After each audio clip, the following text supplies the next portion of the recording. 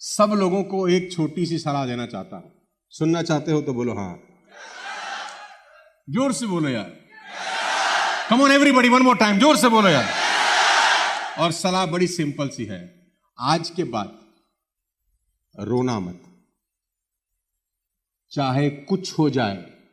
किसी को साला तुम्हारे आंसुओं से कोई लेना देना नहीं है। क्यों व्यर्थ में बहाते हो? किसी के कंधे पे सर रख के रोते हो?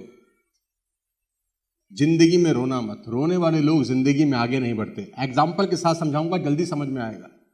उदाहरण देने की बहुत पुरानी और गंदी आदत है, क्योंकि मुझे पता है एक उदाहरण 4 घंटे की ट्रेनिंग के बराबर ही होता है।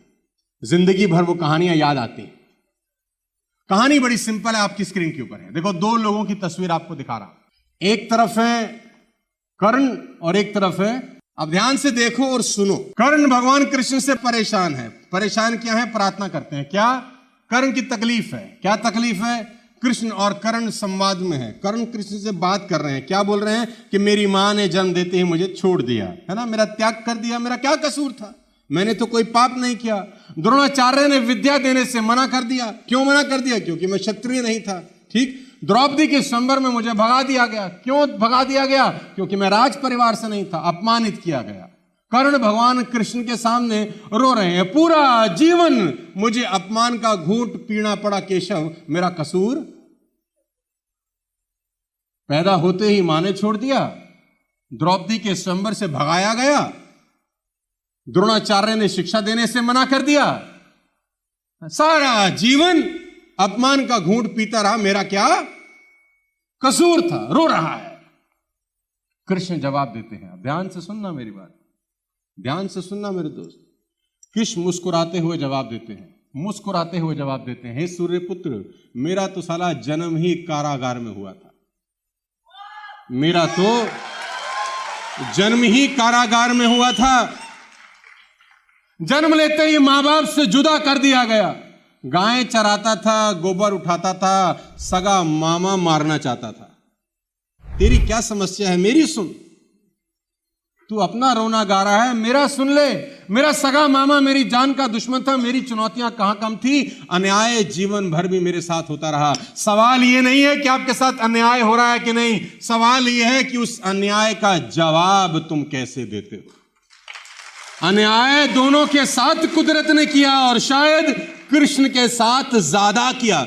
जिस बच्चे का जन्म ही कारागार में हो और पैदा होते ही मौत सर पे मंडरा रही हो कि मार देंगे, और दर दर की ठोकरें खानी पड़े। 2 दिन का था, राक्षसों ने हमला कर दिया कि मार दो। कंस चाहता था कि मार दो, सगा मामा जान का दुश्मन था। गायें चराता रहा, गोबर उठाता रहा, लेकिन बंसरी बजाता रहा, बंसरी बजाता रहा, मौज में रहा, कभी रोया नहीं, परेशान नहीं हुआ।